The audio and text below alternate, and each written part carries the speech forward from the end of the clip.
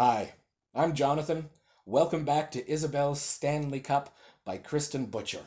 Let's get started. Chapter 7: The Challenge Tournament. The Challenge Tournament consisted of 5 games. It took 2 full weekends plus one more Saturday to play them. The first challenge was between Wendover and Hopewell. Wendover won easily. They won the next challenge against Grosvenor, too. But then they had to face Seneca, who defeated them 7-2. Now, Bank Street was the only team standing between Seneca and Ossington. The Bank Street boys gave it a good try, but Seneca was too much for them. Isobel was surprised at how cleanly Seneca played. Except for one tripping incident, which even Isobel had to admit might have been accidental, they played a fair game. Having an adult referee seemed to be working. Since the Ossington Avenue team was the last challenge, the boys had to fit their practices around the tournament matches. It wasn't the same as actually playing a game, but the boys did everything they could to get ready. Isobel told them what Isobel Stanley had said about staying on the move and skating fast. So they had skating races. They played tag, and everyone tried to catch the person with the puck. They practiced their stick handling and moving the puck to each other in combination plays. They also worked on their shooting, so that Jamie Barnes, the goalkeeper, could get some practice too. Isobel felt happy and proud to help. If only she could play in the big game. The morning of the final challenge, she awoke to butterflies in her stomach. This was it. It was Ossington's last chance to defeat Seneca. If they didn't, Seneca would be the champions, and they'd have a shiny silver challenge cup to prove it. Isobel and the boys went for a morning skate before the game. "Simon's sick," Jamie said breathlessly as he ran up to them at the rink. "Bronchitis, his mom says. He won't be able to play." Everyone looked at each other. Alexander frowned. "That leaves us with only 7 players, including you in goal, Jamie. We have no spare. If someone gets hurt, we're done for." Isobel felt the mood of the boys change. They were starting to worry. "Don't even think about that," she said. "Nothing's going to happen, except we're finally going to beat Seneca. At least we are if we're going to get some practice in. Come on, let's get our skates on." It was a good practice. When it was over, everyone was in high spirits again. The children laughed and chattered all the way home. Mama was waiting for them in the kitchen. "Are you coming to the game this afternoon, Mama?" Isobel asked. "I wouldn't miss it," Mama said with a smile. "Your papa's coming too. He had some errands to run this morning, but he will be back after lunch. Then we'll head straight for the game." Isobel was surprised, but pleased. "The more fans we have, the better," she said, beaming. "I have something for you all," Mama said, reaching down beside the wood stove for her knitting bag. She plunked it on a chair. "What is it?" Billy asked. He eyed the bag curiously. Mama's eyes twinkled as she reached inside. "Toques," she said, pulling a handful of red knitted caps from the bag, "so you can see each other easily on the ice." "Oh, Mama!" Freddie exclaimed. "These are great!" Mama passed out the woolen caps, and the boys pulled them onto their heads, grinning. Isobel clapped her hands. "This is so wonderful! Now you really look like a team." Mama handed 3 more caps to Alexander. "These are for Simon, Robert, and Jamie," she said. "Simon is sick," Alexander told her. "He won't be playing today." "Well, give it to him when he's feeling better," Mama said. Then she reached into the bag again and turned to Isobel. "And this one is for you, Isobel. As Ossington's #1 supporter, you need a cap too." Chapter 8. And the winner is... Lunch was noisy. The children were more excited than hungry, and everyone talked over each other. If Papa had been there, he would have glowered them into silence. But Mama didn't scold anyone. At the end of the meal, Billy jumped up to demonstrate how he was going to stick-handle his way through the Seneca team and score the winning goal. With his hat pulled down over his ears, he bent over his imaginary stick. He bounced from foot to foot as he pretended to weave through the players. Everyone laughed. And then something terrible happened. While bobbing about, Billy came down awkwardly on his foot. It rolled under him. "Ah!" he cried in pain as he crumpled to the floor. Instantly, Mama was bending over him. She peeled back Billy's sock and touched his ankle gently. Billy cried out again. "Help me get him up," Mama said to Alexander. Together, they lifted Billy onto a kitchen chair. The ankle was already starting to swell and to turn a purplish color. They propped it on another chair. Isobel fetched a pillow. "It looks like a sprain," Mama said. "Alexander, get some ice from outside and wrap it in a clean cloth. We need to get this swelling down. Matt, there's a roll of bandages in the medicine box. Would you get it, please?" She looked sadly at Billy. "I'm afraid you won't be playing hockey today," she said. Billy sat forward. "But I have to. We won't have enough players if I don't." Mama shook her head. "You will never get your boot on, Billy, let alone your skate. If you put weight on your foot, you'll only make it worse." Billy sagged back in his chair and looked glumly at his brothers. "What are we going to do?" "We could play a man short," Freddie said. "There's no rule against it." "Seneca could drop a player too," his twin pointed out. "Then it would be even. That's the fair thing to do." "Which is why Seneca will never agree to do it. They're as good as champions right now."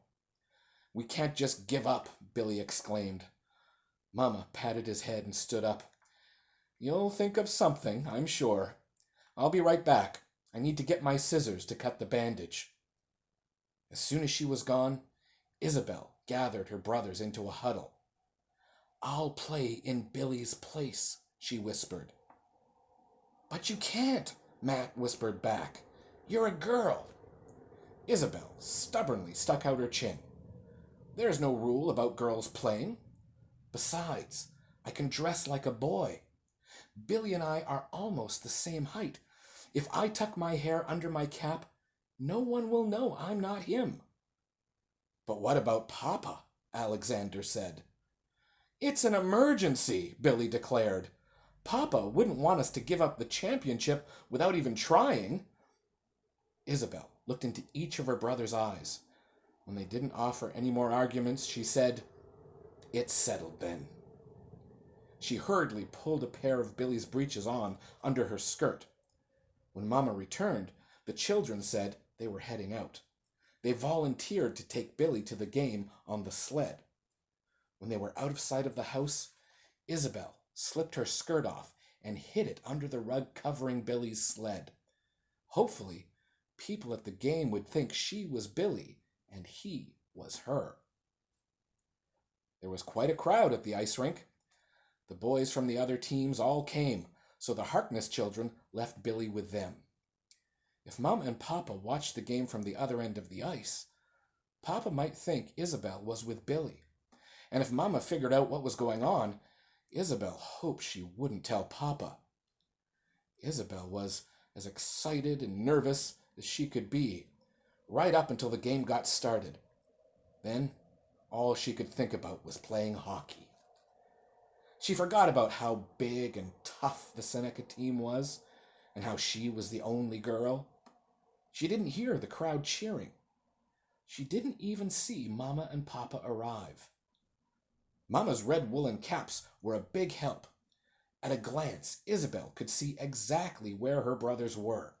It made passing the puck a lot easier. The Seneca and Ossington teams were well matched. Each side scored once in the first half and then again in the second. With time ticking down, the game was tied at 2. It could go either way. Isobel knew that this was when Seneca would start to pull dirty tricks. She had to be ready. She was checking the boy named Harry. He was big and strong, but Isobel was quick and agile. Seeing a chance to steal the puck, she stuck in her stick and scooped it away. Then she wheeled around and started towards Seneca's goal. She knew Harry would be right on her heels, and he was probably getting ready to trip her. Isabel Stanley's words echoed in her head. It's hard to hit a moving target. Isabel poured all the energy she had into her legs. Faster, faster, faster, she told them. She could hear Harry's skates cutting into the ice behind her. Any second now, he would stretch out his stick to catch her. It would come from the right, so Isabel quickly hopped to her left. Out of the corner of her eye, she saw the blade of the stick sweep the ice where she had just been. Then she saw splotches of red on both sides of her. It was John and Freddie. The goal was straight ahead. The goalkeeper was steeling himself for the shot. He was big. He took up almost all the space between the two posts that marked the goal. Isabel couldn't get a clear look. She saw John on her right. The goalkeeper saw her look and shifted his position slightly. Then a stick slapped the ice to Isabel's left. In a blink, she passed the puck and watched as Freddie tucked it into the corner of the goal. The whistle blew. The game was over. Ossington had won. Chapter 9. Papa has the last word. Mama presented the cup, and everyone cheered. Well, everyone except the Seneca team. Papa grinned from ear to ear as he clapped the boys on the back and congratulated them for their fine play. But when he got to Isobel and realized she was the player who had taken Billy's place, his hand froze in mid-air. Instead of praising her, as he had the other boys, he gulped so hard the Adam's apple in his throat jumped. Isobel didn't know what to think. Papa certainly didn't seem pleased, but he wasn't scolding her for playing either. That was something to be thankful for. When the family got home, Mama made supper while the children noisily relived the game. Passing the kitchen, Isobel saw her parents with their heads together. They looked serious. She tiptoed past so she wouldn't disturb them. When she returned, Papa was gone. "Supper," Mama finally called. "Go wash up." Then, quietly to Isobel, she said, "You tricked me, Isobel. Though I have to say, I wasn't really surprised to see you on the ice." "I'm sorry," Isobel said. "Really, I am, Mama. But if you knew, you'd have told Papa, and he wouldn't have let me play." Mama sighed and patted Isobel's head.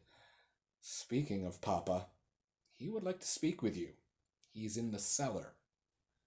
Isobel's stomach did a somersault. Had she pushed Papa too far this time? Was she in big trouble? She looked into Mama's face for the answer, but it told her nothing. "Go on," Mama urged her kindly. "Papa doesn't like to be kept waiting." The trap door to the cellar was already open, so Isobel said a little prayer and started down the stairs. Right away, the cold air cut through her sweater, sending goosebumps up her arms. The cellar was dark, except for the lantern light in the far corner. "Papa?" Isobel called, slowly padding towards the soft yellow glow. As she got closer, she was able to see Papa rummaging through a box. "Aha!" he exclaimed. "Finally!" He looked up at Isobel, and his expression immediately became stern. "Mama said you wanted to speak to me?" Isobel said meekly. She steeled herself for a scolding. Papa cleared his throat. "Yes, Isobel, I do." Isobel took a deep breath and plunged in. No matter what punishment was in store for her, it was best to get it out of the way. "Is it about today's game?" she asked. Papa frowned. "Yes, as a matter of fact, it is." "I'm sorry," Isobel blurted. "I know you told me not to play, but the boys needed me, Papa. There was no one else. and I couldn't let them lose to Seneca without putting up a fight. I shouldn't have disobeyed you, but I really had no choice. As for playing with them when they practice, I was actually coaching. Just... Papa put up a hand. Isobel, stop. Isobel closed her mouth and looked down at the floor. Yes, you disobeyed me, and I'm not happy about that. And you tricked your mother. I'm not happy about that either. I'm sorry, Papa, Isobel croaked. Are you going to punish me? There was a pause before Papa replied. I don't think that will be necessary. You already know you did wrong. Isobel lowered her eyes again. Yes, Papa. Papa cleared his throat. And, as your mother has pointed out to me, I may have been a bit unreasonable. Isobel looked up and blinked in confusion. Papa smiled. The truth is, I'm very proud of you, Isobel. You put the welfare of your brothers before yourself. Without you, the game would have been lost. You were as important to that team as anyone. I'm just sorry that you had to be sneaky to save the day. Isobel's throat got tight, but she didn't know what to say anyway. Papa continued. I was wrong, Isobel. Girls should be allowed to play hockey if they want to. I'm sorry I was stubborn about that. You're right. Times are changing, and I must try to change with them. You are an excellent hockey player. I hope to watch you many more times. In fact, I hope you'll let me join you and your brothers in a game or two. Isobel was still unable to speak, so she just nodded. He dug inside the box again and pulled out a pair of skates. He grinned. Of course, I'm a bit rusty. Oh, Papa, Isobel exclaimed. I'm sure you're not rusty at all. Mama said you're a fine skater. Papa's eyes twinkled. She did? Isobel nodded. Yes, she did. Papa pursed his lips in thought. Do you think your mother might want to give hockey a try too? Isobel giggled. You never know, Papa. You never know. Maybe we could start our very own Harkness family hockey team. And that brings us to the end of Isobel's Stanley Cup. Thanks to Kruth Press for producing these videos, and of course, a very big thank you to Kristin Butcher for allowing us to share her wonderful book with you, and thanks to you for joining us. Keep reading and stay cozy.